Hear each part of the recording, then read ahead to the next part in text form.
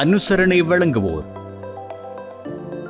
இப்போது 280 ரூபாவுக்கு signal 160 gram. இலங்கையில் லாபகரமான விலையில் ஒரு பேக்.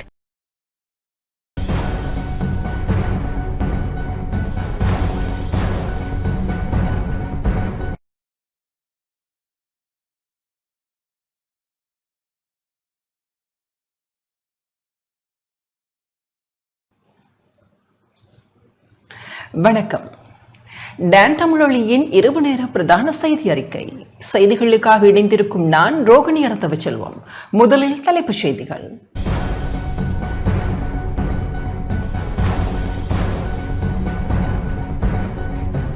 சூழலுக்கு பாதிப்பு ஏற்படாத வகையில் மக்களின் அனுமதியுடனேயே காற்றாலை திட்டம் நடைமுறைப்படுத்தப்படும் என ஜனாதிபதி அறிவிப்பு. உள்ளூராட்சி மன்ற தேர்தலுக்கான தபால் மூல வாக்களிப்பு சில தினங்களுக்கு பிற்போடல். உள்ளூராட்சி சபை தேர்தலுக்கான வாக்காளர் அட்டை விநியோகிக்கும் பணிகள் ஆரம்பம். யாழ்ப்பாணம் பலிகாமம் வடக்கில் அரசினால் கையகப்படுத்தப்பட்டுள்ள மக்களின் காணிகளை உடனடியாக விடுவிக்குமாறு பலிகாமம் வடக்கு காணிகள் விடுவிப்புக்கான அமையம் கோரிக்கை. காணி விடுவிப்பு தொடர்பான ஊடக சந்திப்பிற்கு வந்தவர்களை அச்சுறுத்தும் வகையில் போலீசார் செயற்பட்ட சம்பவம் யாழில் பதிவு. வடக்கு கிழக்கில் இடம்பெற்ற படுகொலைகளுக்கு தென்னிலங்கை கட்சிகள் நீதியை பெற்றுத் தரப்போவதில்லை என நாடாளுமன்ற உறுப்பினர் ஞா ஸ்ரீநேசன் கவலை.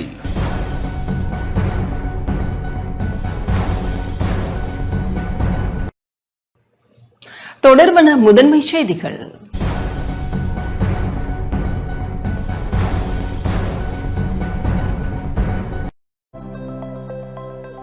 அனுசரணை வழங்குவோர். சில பந்தங்கள் வாழ்நாள் முழுவதற்கும். நிப்பான் சிமெண்ட். மன்னாரில் சூழலுக்கு பாதிப்பு ஏற்படாத வகையில் மக்களின் அனுமதியுடனேயே காற்றாலை திட்டம் நடைமுறைப்படுத்தப்படும் என ஜனாதிபதி அனுரகுமார திஸ்ஸநாயக்க தெரிவித்துள்ளார். மன்னார் மாவட்ட மக்களின் அனுமதியுடனேயே எதிர்காலத்தில் காற்றாலை திட்டம் உள்ளிட்ட திட்டங்கள் நடைமுறைப்படுத்தப்படும் என ஜனாதிபதி அனுரகுமார திஸ்ஸநாயக்க தெரிவித்துள்ளார். தேசிய மக்கள் சக்தியின் மன்னார் மாவட்ட தேர்தல் பிரசார கூட்டத்தில் கலந்து கொண்டு உரையாற்றிய போதே ஜனாதிபதி இதனை தெரிவித்தார். ජාතික ජනබලවේගයට ජයග්‍රහණය කිරීම සඳහා තමුන්නාන්සල විශාල සහයක් ලබා දුන්නා.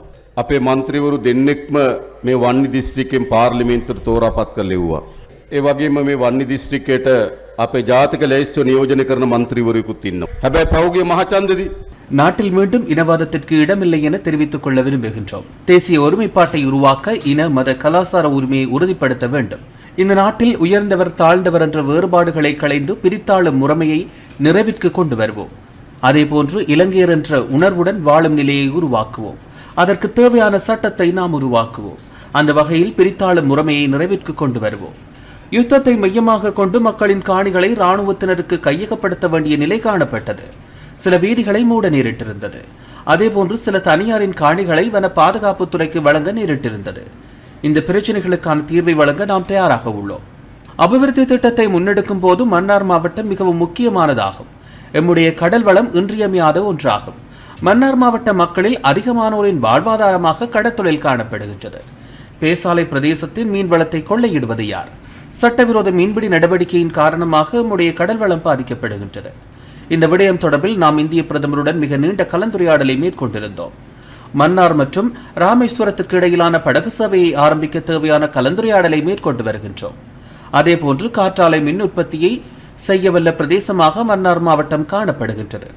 ஆனாலும் கடந்த காலங்களில் மக்களின் கருத்துக்களுக்கு செவிசாய்க்காது சுற்றுச்சூழலுக்கு பாதிப்பு ஏற்படும் வகையில் திட்டங்கள் மேற்கொள்ளப்பட்டன. நாம் அந்த திட்டங்களை நிறுத்தியுள்ளோம். மக்களின் கருத்துக்களுக்கு மதிப்பளித்தே இத்தகைய திட்டங்களை மேற்கொள்ள நாம் எதிர்பார்த்துள்ளோம். சுற்றுச்சூழலுக்கு பாதிப்பை ஏற்படுத்தும் திட்டங்களுக்கு நாம் இடமளிக்கப் போவதில்லை. அனைத்து திட்டங்களும் மக்களின் அனுமதியுடன் குறைந்த சுற்றுச்சூழல் பாதிப்புடனேயே மேற்கொள்ளப்படும். மன்னார் புத்தளம் வரையாக குறுந்தூர வீதியை இணைக்க நடவடிக்கை எடுக்க உள்ளோம். அத்துடன் சட்டம் அனைவருக்கும் சமமானதாகும். முன்னாள் ஜனாதிபதிகளின் புதல்வர்களுக்கு எதிராக மேல் நீதிமன்றங்களில் வழக்குகள் தாக்கல் செய்யப்பட்டுள்ளன. எம்முடைய அரசாங்கம் மக்களின் ஒரு ரூபாவையேனும் வீணடிக்காது என தெரிவித்துக் கொள்ள விரும்புகின்றோம். දෙමළ මුස්ලිම් සිංහල සියලු දෙනා තෝරාගත්තේ ජාතික ජනබලවේගය. අපිට අවශ්‍යයි අපි ඔක්කොම එකට ජීවත් වෙන රටක්. අපිට අවශ්‍යයි සමගියෙන් පිරුණු රටක්. අපි හැමදෙනාම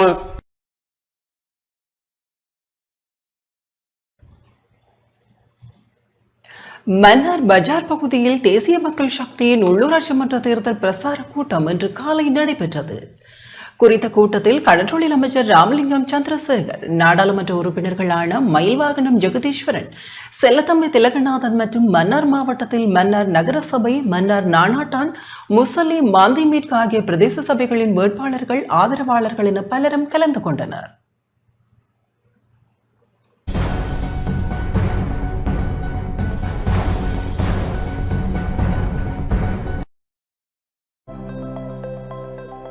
அனுசரணை வழங்கியோர் சில பந்தங்கள் வாழ்நாள் முழுவதற்கும். நிப்பான் சிமெண்ட்.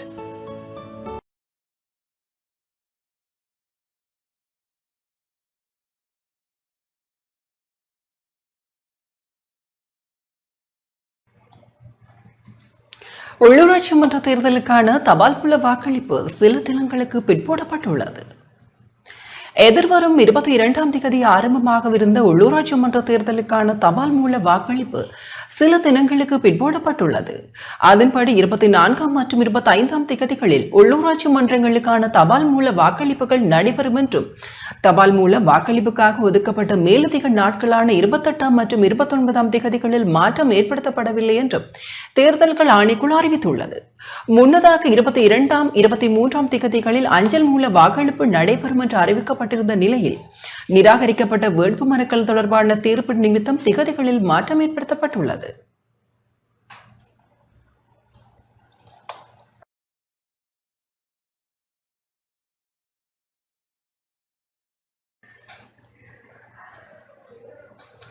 உள்ளூராட்சி சபை தேர்தலுக்கான வாக்காளர் அட்டை விநியோகிக்கும் பணிகள் ஆரம்பிக்கப்பட்டுள்ளன. 2025ஆம் ஆண்டு உள்ளூராட்சி சபை தேர்தலுக்கான வாக்காளர் அட்டை விநியோகிக்கும் பணியில் தபால் ஊழியர்கள் ஈடுபட்டு வருகின்றனர். நேற்றைய தினம் தேர்தல் திணைக்களத்தினால் உத்தியோகபூர்வமாக தபால் திணைக்களத்திடம் கையளிக்கப்பட்டதை தொடர்ந்து இன்றைய தினம் வீடு வீடாக சென்று தபால் ஊழியர்கள் வாக்காளர் அட்டை விநியோகிக்கும் பணியில் ஈடுபட்டு வருகின்றமை குறிப்பிடத்தக்கது.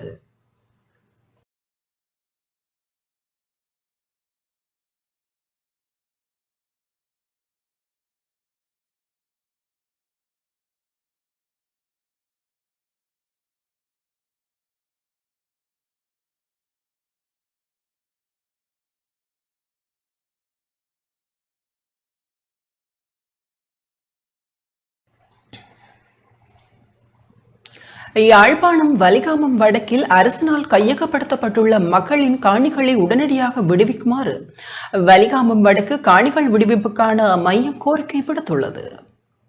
யாழ்ப்பாணம் வலிகாமம் வடக்கில் அரசினால் கையகப்படுத்தப்பட்டுள்ள மக்களின் காணிகளை தேர்தல் விஞ்ஞாபனங்களில் குறிப்பிடப்பட்டுள்ளவாறு ஜனாதிபதி அனுரகுமார திஸ்ஸநாயக்க தலைமையிலான அரசாங்கம் உடனடியாக விடுவிக்க வேண்டும் என வலிகாமம் வடக்கு காணிகள் விடுவிப்புக்கான மையம் கோரிக்கை விடுத்துள்ளது. வலிவடக்கு உயர் பாதுகாப்பு காணிகள் விடுவிப்பு தொடர்பாக வலிவடக்கு காணிகள் விடுவிப்புக்கான அமையம் மற்றும் வயாவிளான் பகுதியில் நடத்திய ஊடக சந்திப்பில் இந்த கோரிக்கையை முன்வைத்துள்ளது. கட்டாயம் இந்த காணிகள் எல்லாவற்றையும் மக்களுக்கு விடுவித்து தருவேன் என்று சொல்லி இதுவரைக்கும் அது விடுவிக்கப்படவில்லை. அவர் இன்றைக்கு வருகிறார். மறுபடியும் அவருக்கு இதை ஞாபகப்படுத்துவதற்காக ஒரு மக்களினுடைய கருத்தையும் அத்தோடு அவர்களுக்கு ஒரு மகஜரையும் தயாரித்து தரப்போகின்றோம். இங்கே கிட்டத்தட்ட 3000 ஏக்கர் காணி கிட்டத்தட்ட 35 வருட காலமாக இராணுவத்தின் கைவசமே இன்னும் இருக்கின்றது. இது யுத்தம் முடிந்து 15 வருட காலமாகிவிட்டது. முக்கியமாக இந்த நாட்டில் ஒரு சுபிட்சமான ஒரு சமாதானமான ஒரு நல்ல எதிர்காலம் பெற வேண்டும் என்று அனைவரும் நாங்கள் எதிர்பார்க்கிறோம். தேர்தலின் முன் இலகுவாக நிறைவேற்றக்கூடிய விடயமான மக்களின் அனைத்து காணிகளையும் உடன் விடுவிக்க கோரி அவர்களுக்கு தமது கட்சியுடனும் அரசிடமும் அமைச்சர்களிடமும் ஜனாதிபதி அவர்களிடமும் பகிரங்க கோரிக்கை விடுவிக்கும்படியும் அத்துடன் இவ்விடயத்தில் தீர்வினை நடைமுறைப்படுத்துவதற்கு உரிமையாளர்களின் பிரதிநிதிகளை உள்ளடக்கிய பொறிமுறை ஒன்றை ஏற்படுத்தி வெளிப்படையான பேச்சுவார்த்தை மூலம் காணி விடுவிப்பை உறுதிப்படுத்துமாறு கேட்டுக்கொள்கின்றோம். இராணுவத்திட அனுமதி பெற்று காணி போய் வரோம். அதனால் அந்த காணி நாங்கள் முழுமையாக ஒன்றும் செய்ய முடியாமல் இருக்குது. அப்படியே அந்த வேதியையும் பாதுகாப்பு வேதியும் அகற்றி எங்களை அந்த பகுதிகளை குடியேற விட்டால் நல்லா இருக்கும். இது ஒரு உயர் பாதுகாப்பு வலயம்.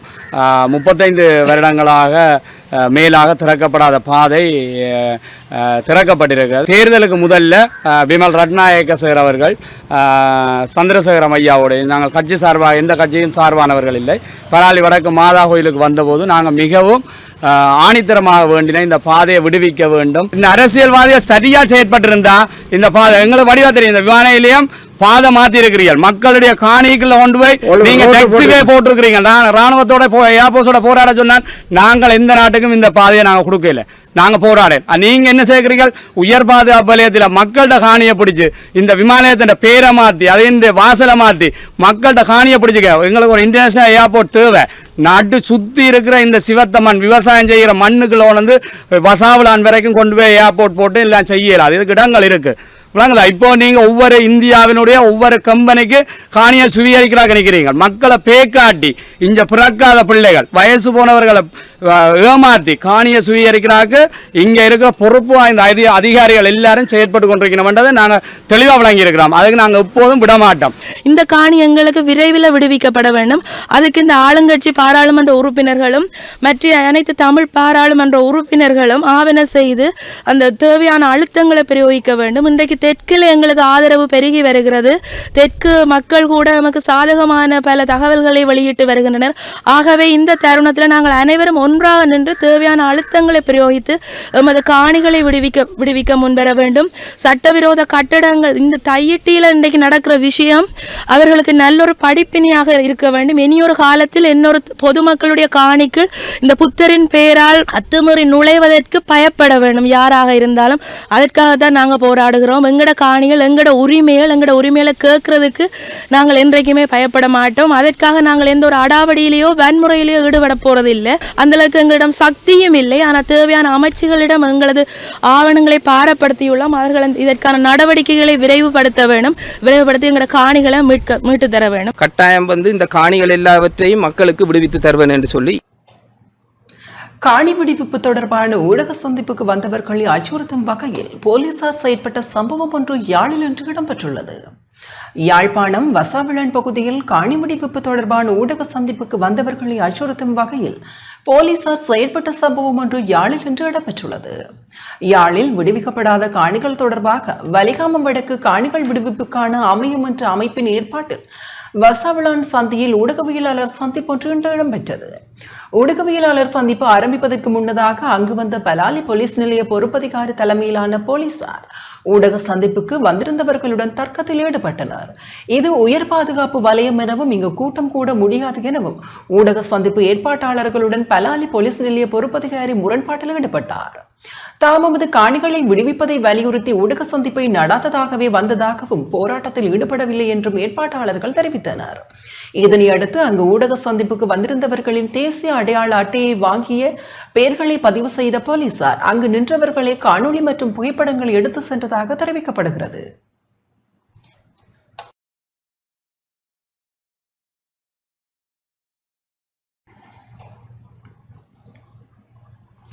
யாழில் பல நூறு ஏக்கர் காணிகள் இன்னும் விடுவிக்கப்படவில்லை என வடமாகாண காணி உரிமைகளுக்கான மக்கள் இயக்க தலைவர் என முரளிதரன் தெரிவித்துள்ளார். யாழில் மேலும் பல காணிகள் அபகரிக்கப்பட்டு பௌத்தமயமாக்கப்படலாம் என எச்சரித்துள்ள வடமாகாண காணி உரிமைக்கான மக்கள் இயக்கம் பல நூறு ஏக்கர் காணிகள் யாழில் இன்னும் விடுவிக்கப்படவில்லை என தெரிவித்துள்ளது. காணி விடுவிப்பு தொடர்பில் யாழில் இன்று நடத்திய ஊடக சந்திப்பில் குறித்த இயக்கத்தின் தலைவர் என முரளிதரன் இவ்வாறு தெரிவித்தார். வடமாட்சி கிழக்கு மருதங்கனை பிரதேச சம்பந்தமாக இராணுவத்தாலும் கடற்படையாலும் கையகப்படுத்தி வச்சிருக்கின்ற மக்களின் உறுதிக்காணியான 302.4 ஏக்கர் நிலத்தை கடற்படையும் இராணுவமும் கையகப்படுத்தி வச்சிருக்கிறது. குறிப்பாக மணக்காடு தொடக்கம் சுண்டிக்குளம் வரையான 18 டிவிஷன்லையும் இன்றைக்கு இராணுவம் கிட்டத்தட்ட 289.57 ஏக்கர் நிலத்தையும் நேவி நேவி கடற்படை 13.4 ஏக்கர் நிலத்தையும் மக்களில் உறுதிக்காணிய கையகப்படுத்தி வச்சிருக்கிறதாக மாவட்ட செயலக புள்ளிவரங்கள் ஊடாக எனக்கு தகவல் கிடைத்திருக்கிறது. அவர்கள் ஊடாக நான் ஆர்டிஐ மூலம் கிடைக்கப்பட்டிருக்கிறது. இந்த வடமாட்சி கிழக்கில் இராணுவத்தாலும் கடற்படையாலும் கையகப்படுத்தி வச்சிருக்கின்ற 302.4 ஏக்கர் நிலத்தையும் உங்களால் விடுவிக்க முடியுமா? அந்த உள்வாட்சி தேர்தலுக்கு முதல் காணியை விட்டதாக அண்டை சொல்லி அன்றைக்கும் பரவாயில்ல கொஞ்சம் காணியை ரோட்டை விட்டுட்டு அங்கால பார்க்கவும் கூட இங்கே நிற்கவங்க கூட சொல்லியிருக்கீங்க. நீங்கள் எந்த நிலம்பட இல்லை. ஆனால் யாழ்ப்பாணத்தில் யாழ்ப்பாணம் மாவட்டத்தில் அதிகளவான காணிகளை தெல்லிப்பளை பிரதேசத்தில் வலுகாம் வடக்கில் தான் இராணுவமும் கடற்படையும் போலீஸும் வச்சிருக்கிறதாக புள்ளி விவரங்கள் தெரிவிக்கின்றன. வடமாட்சி கிழக்கில் நடக்க போகிற உள்ளாட்சி தேர்தலில் வந்து நீங்கள் என்பிபிக்கு சார்பாக நீங்கள் வாக்களித்து என்பிபி நபர்கள் தெரிவு செய்யப்படுவதாக இருந்தால் வடமாட்சி கிழக்கில் இன்னும் 302 ஏக்கர் நிலமில் இன்னும் பல ஏக்கர் நிலங்கள் இராணுவத்திடம் கையகப்படுத்தப்படும். அதே போல் பௌத்தமயமாக்கப்படும். வடக்கு கிழக்கில் இடம்பெற்ற படுகொலைகளுக்கு தென்னிலங்கை கட்சிகள் நீதியை பெற்றுத்தரப்போவதில்லை என நாடாளுமன்ற உறுப்பினர் ஞாபனா ஸ்ரீநேசன் எம்பி தெரிவித்துள்ளார். ஆட்சிகள் மாறினாலும் வடக்கு கிழக்கில் இடம்பெற்ற படுகொலைகளுக்கு தென்னிலங்கை கட்சிகள் நீதியை பெற்றுத்தரப்போவதில்லை என தமிழரசு கட்சியின் மட்டக்களப்பு மாவட்ட நாடாளுமன்ற உறுப்பினர் ஞாபனா ஸ்ரீநேசன் தெரிவித்துள்ளார். நேற்றைய தினம் மண்முனை தென்மேற்கு பிரதேச சபைக்கு போட்டியிடும் வேட்பாளர்களை அறிமுகம் செய்யும் நிகழ்வின் போதே அவர் இவ்வாறு குறிப்பிட்டார். கொக்கட்டிச்சோலையில் 1987 ஒரு படுகொலை நடந்தது. ஐக்கிய தேசிய கட்சி பச்சை கட்சி ஆட்சி செய்த காலத்தில் அந்த படுகொலை நடந்தது. மகளடித்தீவிலும் ஒரு படுகொலை நடந்தது. கொத்தடி படுகொலைகளை சொல்கின்றேன். இந்த 2 படுகொலைகள் நடந்ததன் பின்னர் ஸ்ரீலங்கா சுதந்திர கட்சி 1994ஆம் ஆண்டு ஆட்சியை கைப்பற்றியது. அந்த கட்சி எந்த ஒரு சந்தர்ப்பத்திலும் ஐக்கிய தேசிய கட்சியினர் காலத்தில் நடந்த படுகொலையை விசாரிப்பதற்கு முற்படவில்லை, எங்களுக்கு நீதி தரவில்லை. இதேபோன்று சந்திரிகா அம்மையார் ஆட்சி அமைத்த காலத்தில் செம்மணி புதைகுழி படுகொலைகள் நடந்து குழிகளுக்குள் போட்டு மூடிவிட்டார்கள். அந்த சந்தர்ப்பத்திலும் ஐக்கிய தேசிய கட்சி ஆட்சிக்கு வருகின்ற போது ஸ்ரீலங்கா சுதந்திர கட்சி செய்த படுகொலைகளை விசாரிக்க மாட்டார்கள். இப்போது 77 ஆண்டுகளுக்கு பின்னர் தேசிய மக்கள் சக்தி என்று சொல்லப்படுகின்ற ஜேவிபி கட்சியினர் ஆட்சிக்கு வந்திருக்கின்றார்கள்.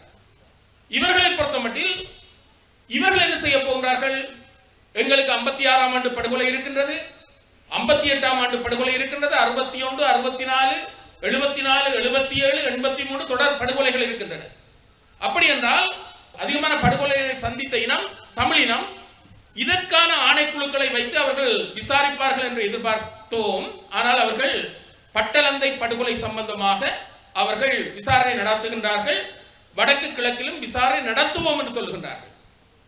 ஆனால் 56, 83 படுகொலைகள் மிகவும் மோசமான படுகொலைகள். இதற்கான ஒரு ஆணைக்குழுக்கள் அமைக்கப்படவில்லை. ஒன்று விளங்குகின்றது, எந்த சந்தர்ப்பத்திலும் சிங்கள கட்சிகள் அல்லது தென்னிலங்கை கட்சிகள் தமிழ் மக்களுக்கு நியாயம் வழங்குகின்ற கட்சிகளாக இல்லை. முத்துஐயன்கட்டில் மனித நுகர்விற்கு ஒவ்வாத உணவுப் பொருட்கள் அளிக்கப்பட்டுள்ளன. முல்லைத்தீவு முத்துஐயன்கட்டு பகுதியில் இயங்கி வரும் வகுப்பதம் ஒன்றில் மேற்கொள்ளப்பட்ட திடீர் பரிசோதனையில் மனித நுகர்விற்கு ஒவ்வாத 25 கிலோவிற்கும் மேற்பட்ட உற்பத்தி பொருட்கள் அளிக்கப்பட்டுள்ளன. முல்லைத்தீவு ஒட்டிசுட்டான் பிரதேச செயலாளர் பிரிவிற்குட்பட்ட முத்துஐயன்கட்டு பகுதியில் இயங்கி வரும் வெதுப்பகம் ஒன்றிற்கு ஒட்டிசுட்டான் வைத்திய அதிகாரியின் தலைமையில் பொது சுகாதார பரிசோதகர்களினால் திடீர் பரிசோதனை இன்று முன்னெடுக்கப்பட்டது. இதன்போது மனித நுகர்விற்கு பொருத்தமற்ற 25 கிலோகிராமிற்கு மேற்பட்ட வெதுப்பக உற்பத்தி பொருட்கள் கைப்பற்றப்பட்டு உடனடியாக அளிக்கப்பட்டன. குறித்த வெதுப்பகம் சுகாதார குறைபாடுகளுடன் இயங்கி வருவது இனங்காணப்பட்ட நிலையில் குறைபாடுகள் நிவர்த்தி செய்யப்படும் வரை வெதுப்பகத்தை மூடுமாறு உத்தரவு பிறப்பிக்கப்பட்டுள்ளது. 10 நாட்களில் சுகாதார குறைபாடுகள் நிவர்த்தி செய்யப்பட வேண்டும் எனவும் குறைபாடுகள் நிவர்த்தி செய்யப்படாது இருப்பின் சட்ட நடவடிக்கை எடுக்கப்படும் எனவும் பொது சுகாதார பரிசோதகரினால் வெதுப்பக உரிமையாளருக்கு எச்சரிக்கை விடுக்கப்பட்டுள்ளது.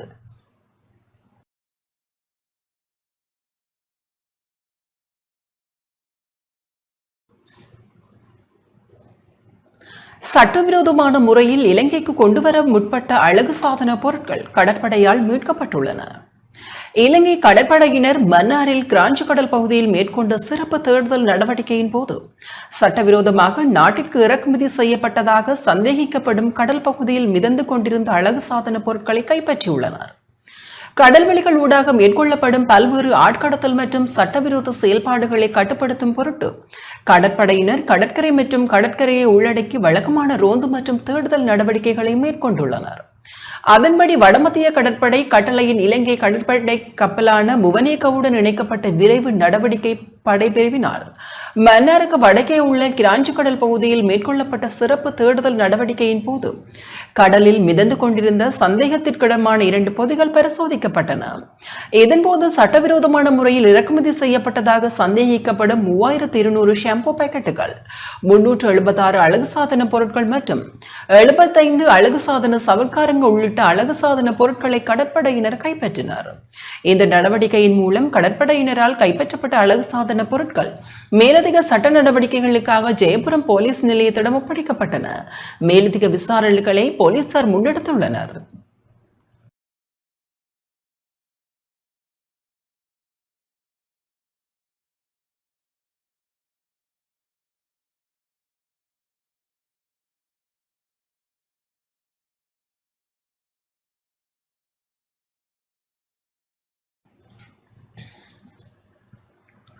வவுனியாவில் இரத்தக்கரையுடன் மீட்கப்பட்ட இளைஞனின் சடலத்தை ஒப்படைப்பதில் தாமதம் ஏற்பட்டுள்ளது. வவுனியாவில் குளத்தின் அலைகரை பகுதியில் இருந்து இரத்தக்கரைகளுடன் மீட்கப்பட்ட இளைஞனின் சடலத்தை ஒப்படைப்பதில் தாமதம் ஏற்பட்டுள்ளது. சட்ட வைத்திய அதிகாரி வராமையினால் தாமதம் ஏற்பட்டுள்ளது. வவுனியா பாவட்குளத்தின் சூடுவந்த புலவு அலைகரை பெற்ற பகுதியில் இருந்து நேற்று மாலை இளைஞன் ஒருவரின் சடலம் இரத்தக்கரை காயங்களுடன் மீட்கப்பட்டிருந்தது. கடந்த புதுவருட தினமன்று காணாமல் போயிருந்த வவுனியா விநாயகபுரம் பகுதியைச் சேர்ந்த கோபிதாசன் என்ற 33 வயது நபரே சடலமாக மீட்கப்பட்டார். குறித்த சடலத்தை நேற்று மாலை பார்வையிட்ட பதில் நீதவான் ஆண்டன் புனிதநாயகம் சடலத்தை உடற்கூற்று பரிசோதனை மேற்கொள்ளுமாறு உத்தரவிட்டதுடன் சம்பவம் தொடர்பான துரித விசாரணைகளை முன்னெடுக்குமாறும் போலீசாருக்கு பணித்தார். வவுனியா வைத்தியசாலையின் பிணவரையில் குளிரூட்டிகள் பழுதடைந்த நிலையில் காணப்படுவதனால் குறித்த சடலம் செட்டிக்குளம் வைத்தியசாலைக்கு அனுப்பி வைக்கப்பட்டது. இந்நிலையில் வவுனியா வைத்தியசாலையின் சட்ட வைத்திய அதிகாரி வராமையினால் சடலம் உடற்கூற்று பரிசோதனை மேற்கொள்ளப்படாது செட்டிக்குளம் வைத்தியசாலையின் பிரேத அறையில் தொடர்ந்தும் வைக்கப்பட்டுள்ளதாக இறந்தவரின் உறவினர்கள் தெரிவித்தனர்.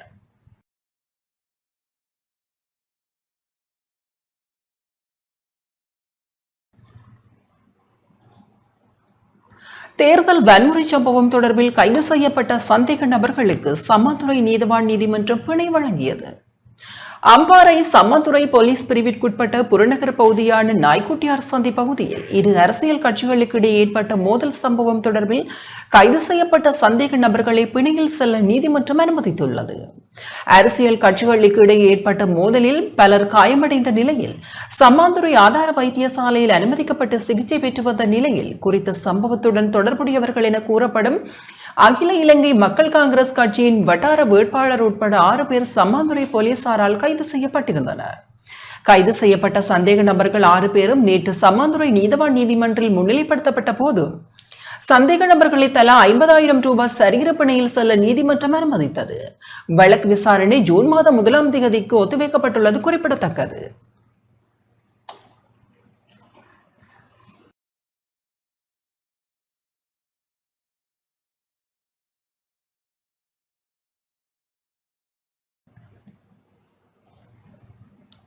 அமெரிக்காவின் தீர்வை வரி மற்றும் ஐரோப்பாவின் ஜிஎஸ்பி வரிச்சலுகை தொடர்பான அறிவிப்புகளும் இலங்கை அரசாங்கத்தை இந்தியாவை நோக்கி திசை திருப்பியுள்ளதாக அரசியல் ஆய்வாளரான ஜோதிலிங்கம் தெரிவித்துள்ளார். அமெரிக்க அரசாங்கத்தில் தீர்வை வரி தொடர்பான அறிவிப்புகள் மற்றும் ஐரோப்பிய ஒன்றியத்தின் ஜிஎஸ்பி வரிச்சலுகை தொடர்பான நிபந்தனைகளும் இலங்கை அரசாங்கத்தை இந்தியாவை நோக்கி திசை திருப்பியுள்ளதாக அரசியல் ஆய்வாளரான ஜோதிலிங்கம் தெரிவித்துள்ளார். இன்றைய தினம் ஊடகங்களுக்கு கருத்து தெரிவிக்கும் போதே அவர் இவ்வாறு தெரிவித்தார். அமெரிக்காவினுடைய வரி விதிப்பும் ஐரோப்பிய யூனியனுடைய ஜிஎஸ்பி சலுகை சம்பந்தமான நெருக்கடிகளும் இந்தியாவின் காலடியில் விழுவதை தவிர இலங்கைக்கு வேறு எந்த தெரிவையும் வைக்கவில்லை. இதனை இந்திய பிரதமர் நரேந்திர மோடி நன்றாக பயன்படுத்தியிருக்கிறார் என்றுதான் கூற வேண்டும். அந்த 7 ஒப்பந்தங்களில் பிரதானமாக வாத பிரதிவாதங்களுக்கு உள்ளான ஒப்பந்தம் இந்தியாவுடன் மேற்கொள்ளப்பட்ட பாதுகாப்பு ஒப்பந்தம். அந்த பாதுகாப்பு ஒப்பந்தத்தின் உள்ளடக்கம் பற்றி இன்னமும் வெளியில் எதுவும் பெரிதாக சொல்லப்படவில்லை. ரகசியமாக வருகின்ற செய்திகள்லாம் வந்திருக்கின்றன.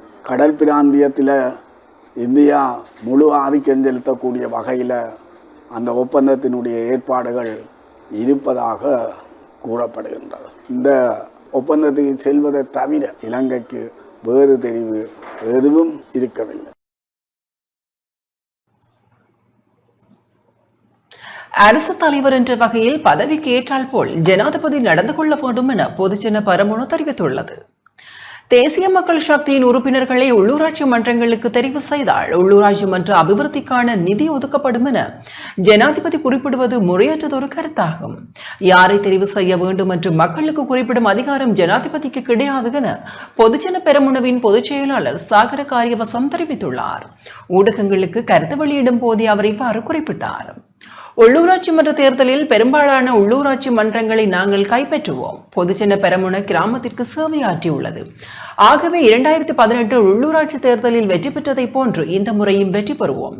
தேசிய மக்கள் சக்தி நடைபெற்று முடிந்த ஜனாதிபதி தேர்தல் மற்றும் பொது தேர்தலில் பொய் மற்றும் வெறுப்பு ஆகியவற்றை மாத்திரம் மக்கள் மத்தியில் பிரதான அரசியல் கொள்கையாக முன்வைத்தது.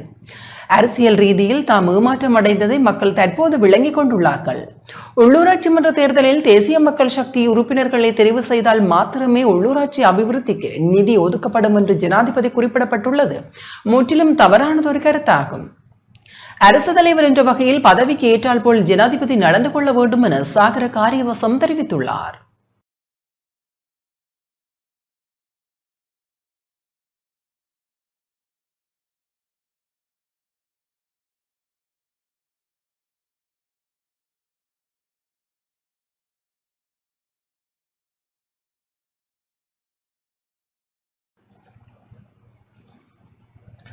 புத்தாண்டை முன்னிட்டு சொந்த ஊர்களுக்கு சென்றவர்கள் மற்றும் சுற்றுலா சென்றவர்கள் கொழும்பு திரும்புவதற்கு போக்குவரத்து வசதிகள் போதுமானதாக இல்லாததால் சிரமத்திற்கு உள்ளாகியுள்ளனர். சித்திரை புத்தாண்டு காலத்தை முன்னிட்டு சொந்த ஊர்களுக்கு சென்றவர்கள் மற்றும் நுவரெலியா நானுயா பகுதிகளுக்கு சுற்றுலா சென்றவர்கள் மீண்டும் கொழும்பு நோக்கி செல்வதற்கு இன்று முறையான போக்குவரத்து வசதிகள் இல்லாததால் பொதுமக்கள் உள்நாட்டு வெளிநாட்டு சுற்றுலா பயணிகள் என பலரும் கடும் சிரமத்திற்கு உள்ளாகியுள்ளனர். இன்று காலை பதுளையில் இருந்து கொழும்பு கோட்டைக்கு இயக்கப்பட்ட ரயிலுக்கு ஏராளமான பயணிகள் காத்திருந்தனர்.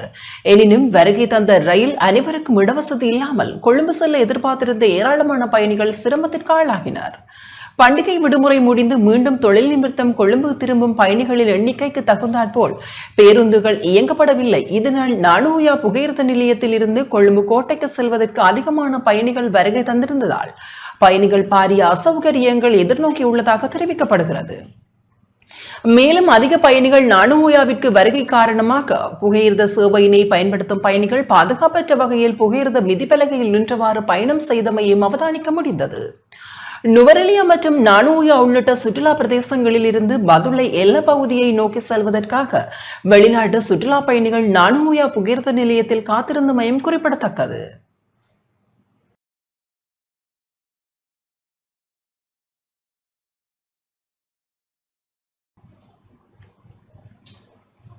கிளிநொச்சி முரசுமோட்டையில் தேசிய மக்கள் சக்தியின் தேர்தல் அலுவலகம் இன்று திறந்து வைக்கப்பட்டது. கிளிநொச்சி முரசுமோட்டையில் உள்ளூராட்சி மன்ற தேர்தல் நடவடிக்கைகளை முன்னெடுக்கும் வகையில் தேசிய மக்கள் சக்தியின் தேர்தல் அலுவலகம் இன்று திறந்து வைக்கப்பட்டது.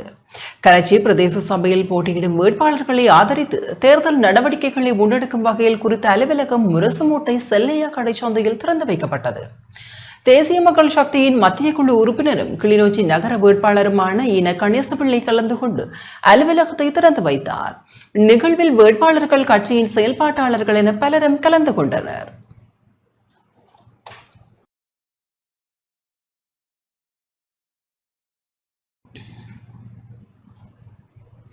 பாலியல் துஷ்பிரயோகம் தொடர்பான அறிவு பகிர்வு கருத்தமர்வு கிளிநொச்சியில் இடம்பெற்றது. கிளிநொச்சி மாவட்ட செயலகத்தின் ஏற்பாட்டில் அலுவலர்களுக்கான பாலியல் துஷ்பிரயோகம் தொடர்பான அறிவு பகிர்வு கருத்தமர்வு கிளிநொச்சி மாவட்ட செயலக மாநாட்டு மண்டபத்தில் இடம்பெற்றது. இக்கருத்தமர்வில் சட்டத்தரணியும் சட்ட உதவி ஆணைக்குழுவின் சட்ட ஆலோசகரும் நலிவுற்ற பெண்கள் மற்றும் சிறுவர்களின் வாழ்வாதார ஆலோசகருமான ராவண சரணியா வளவாளராக கலந்து கொண்டு விளக்கமுறை வழங்கினார். அலுவலக உத்தியோகத்தர்கள் அறிந்து கொள்ளும் வகையில் தொழிலாளர் சட்டங்கள், அரசமைப்பு சட்டம், சிறுவர் மற்றும் பெண்கள் எதிர்நோக்கும் பிரச்சினைகள், அலுவலகங்களில் பெண்களுக்கு எதிரான வன்முறைகள், துஷ்பிரயோகங்கள், முறைப்பாடு செய்யக்கூடிய வழிமுறைகள், தீர்வினை பெற்றுக்கொள்ளக்கூடிய வழிமுறைகள், மேன்முறையீடு தொடர்பான விடயங்கள், பிணக்குகள் தொடர்பான விடயங்கள், மத்தியஸ்தம் தொடர்பான விடயங்கள் மற்றும் இலவச சட்ட உதவி பெற்றுக்கொள்ளக்கூடிய வழிமுறைகள் தொடர்பிலும் கருத்துக்கள் பரிமாறப்பட்டன.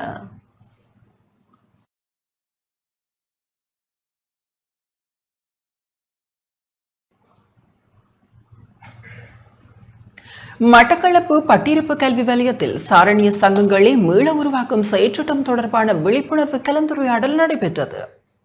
மட்டக்களப்பு பட்டிருப்பு வலய கல்வி பணிமனைக்குட்பட்ட பாடசாலைகளில் சாரணிய சங்கங்களை மீள உருவாக்கும் செயற்றிட்டம் தொடர்பான விழிப்புணர்வு கலந்துரையாடல் இன்று பட்டிருப்பு வலய கல்வி பணிப்பாளர் சிவானந்தம் ஸ்ரீதரன் தலைமையில் வலய கல்வி அலுவலக ஒன்றுகூடல் மண்டபத்தில் நடைபெற்றது.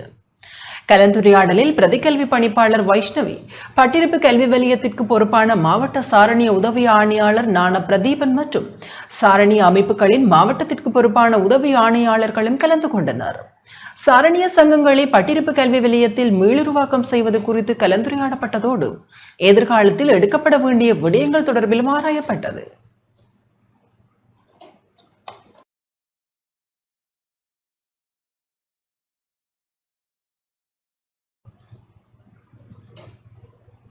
உற்பத்தி திறன் விருதுகள் 2025க்கான விண்ணப்பங்கள் கோரப்பட்டுள்ளன. தேசிய உற்பத்தி திறன் செயலகத்தினால் வழங்கப்படும் உற்பத்தி திறன் விருதுகள் 2025க்கான விண்ணப்பங்கள் கோரப்பட்டுள்ளன. எதிர்வரும் மே மாதம் 15ஆம் தேதிக்கு முன்னர் விண்ணப்பங்களை சமர்ப்பிக்குமாறு கோரப்பட்டுள்ளது. அந்த வகையில் கிளிநொச்சி மாவட்டத்தில் உள்ள அரசு திணைக்களங்களின் தலைவர்கள் மற்றும் உத்தியோகர்களுடனான கலந்துரையாடல் இன்று மாவட்ட அரசாங்க அதிபர் தலைமையில் இடம்பெற்றது. இக்கலந்துரையாடலில் கிளீன் ஸ்ரீலங்கா வேலை திட்டத்தின் கீழ் சகல அரச நிறுவனங்களும் உற்பத்தி திறன் செயல்பாட்டினை தமது நிறுவனங்களின் உள்ளீடு செய்வதுடன் இப்போட்டிக்கு தமது நிறுவனங்களை தயார்படுத்தி விண்ணப்பிக்கப்பட வேண்டியதன் அவசியம் குறித்தும் கலந்துரையாடப்பட்டது. இந்த கலந்துரையாடலில் உற்பத்தி திறன் உத்தியோகத்தர்கள் கலந்து கொண்டனர்.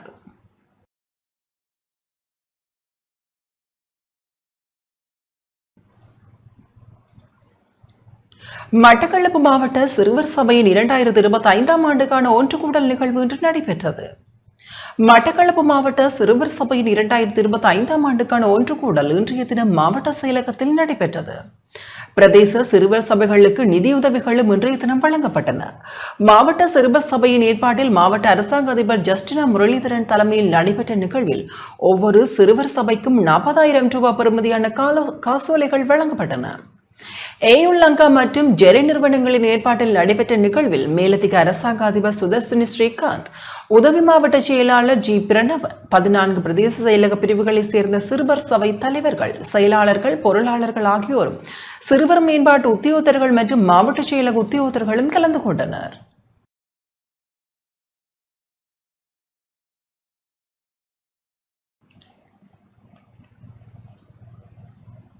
அன்னை பூபதியின் 37வது ஆண்டு நினைவு தினத்தை முன்னிட்டு மட்டக்களப்பு வாகரை கண்டலடி பொது விளையாட்டு மைதானத்தில் விளையாட்டு நிகழ்வுகள் நடாத்தப்பட்டன. அன்னை பூபதியின் 37வது நினைவு தினத்தை முன்னிட்டு மட்டக்களப்பு வாகரை கண்டலடி பொது விளையாட்டு மைதானத்தில் தாயக செயலணி அமைப்பின் ஏற்பாட்டில் விளையாட்டு நிகழ்வுகள் நடாத்தப்பட்டன.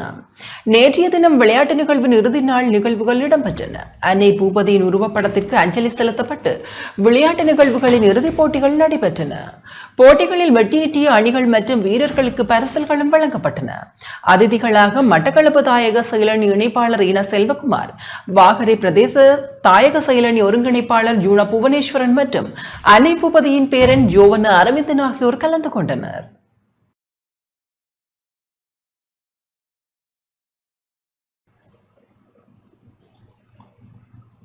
யாழ்ப்பாணம் தீவக பகுதியில் திட்டமிட்டு கால்நடை திருட்டில் ஈடுபட்டு வந்த திருடர் குழு ஒன்று பிடிக்கப்பட்டுள்ளது. நீண்ட காலமாக யாழ்ப்பாணம் தீவக பகுதியில் திட்டமிட்டு கால்நடை திருட்டில் ஈடுபட்டு வந்த திருடர் குழு ஒன்று மக்களது முயற்சியால் பிடிக்கப்பட்டு போலீசாரிடம் ஒப்படைக்கப்பட்ட சம்பவம் வேலணியில் நேற்றிரவு பதிவாகியுள்ளது. வேலணி பிரதேசத்தில் பல்வேறு பகுதிகளிலும் திருட்டுத்தனமாக பிடிக்கப்பட்ட ஆடுகளை வேலணி 6ஆம் வட்டாரம் சங்கத்தார்கேணி பகுதியில் உள்ள ஒருவரது வீட்டில் மறைத்து வைத்து யாழ்ப்பாணத்திற்கு சட்டவிரோதமாக கடத்தி செல்லும் முயற்சியில் குழுவொன்று ஈடுபட்டது. குறித்த திருட்டுக்குழு நேற்றிரவு 8 மணி அளவில் 6 ஆடுகளை வாகனம் ஒன்றில் ஏற்றிய போது அதனை அவதானித்த ஊர் மக்கள் சிலர் போலீசாருக்கு தகவல் வழங்கியதுடன் திருட்டு முயற்சியில் ஈடுபட்டவர்களை பிடிக்கும் முயற்சியிலும் ஈடுபட்டனர்.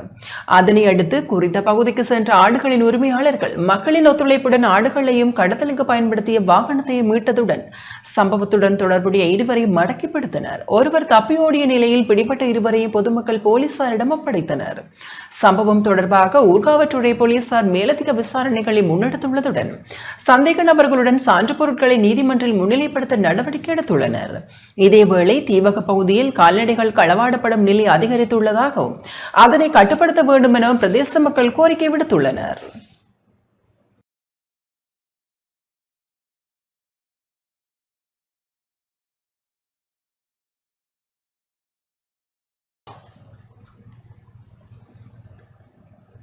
தொடர்வது விளையாட்டுச் செய்திகள்.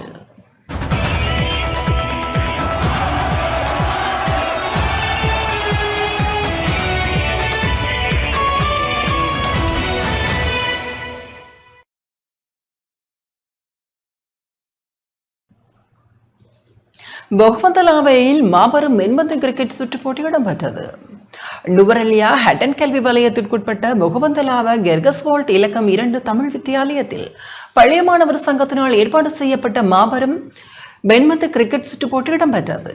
தொடரில் 53 போட்டிகள் இடம்பெற்ற நிலையில் இறுதிப் போட்டிக்கு 2017 ஆண்டு பழைய மாணவர் அணியினரும் 2008 ஆண்டு பழைய மாணவர் அணியினரும் தகுதி பெற்றனர். இறுதிப் போட்டியில் 2017 ஆண்டு பழைய மாணவர் அணி வெற்றி பெற்றது. பாடசாலையின் பழைய மாணவர்களினால் பாடசாலைக்கு தேவையான மின்விசிறிகள், விளையாட்டுப் போட்டிக்கு தேவையான கேடயங்கள் என்பன பாடசாலை நிர்வாகத்திடம் இதன்போது வழங்கி வைக்கப்பட்டன. தொடர்ந்து ஜெகன்தாசன் மற்றும் லில்லி கிரேஸ் ஆகியோரின் ஞாபகார்த்த கலை இலக்கிய போட்டியில் வெற்றி பெற்ற மாணவர்களுக்கு சான்றிதழ்களும் பதக்கங்களும் வழங்கி வைக்கப்பட்டன. இப்போட்டி நிகழ்வில் முன்னாள் அதிபர்கள், ஆசிரியர்கள், மாணவர்கள், பழைய மாணவர்கள், பிரதேச செயலாளர்கள், அதாவது பிரதேச மக்கள் என பலரும் கலந்து கொண்டனர்.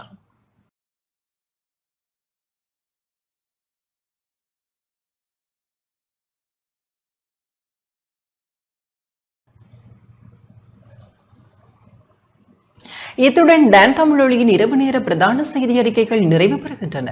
தொடர்ந்தும் டான் தமிழொலி நிகழ்ச்சிகளின் ஊடாக இணைந்து கொள்ளுங்கள். வணக்கம்.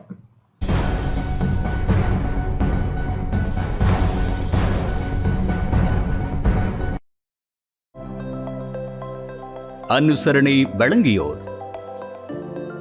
இப்போது 280 ரூபாவுக்கு சிக்னல் 160 கிராம். இலங்கையில் லாபகரமான விலையில் ஒரு பேக்.